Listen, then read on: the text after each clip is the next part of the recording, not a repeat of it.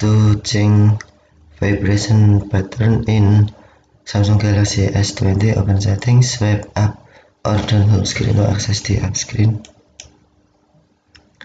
and then tap settings.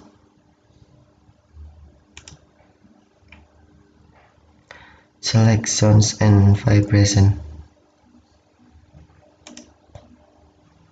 and then tap vibration pattern, and then select vibration pattern you want. Basic color, TikTok, pulse, zigzag,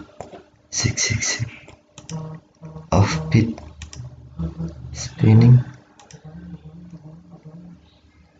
siren, telephone, or rebel.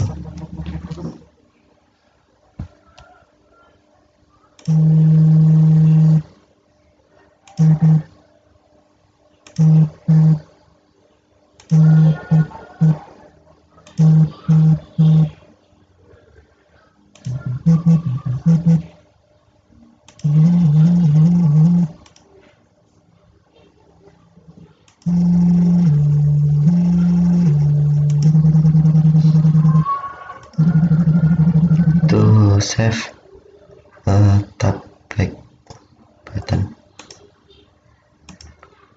Okay, thank you for watching. Have a nice day.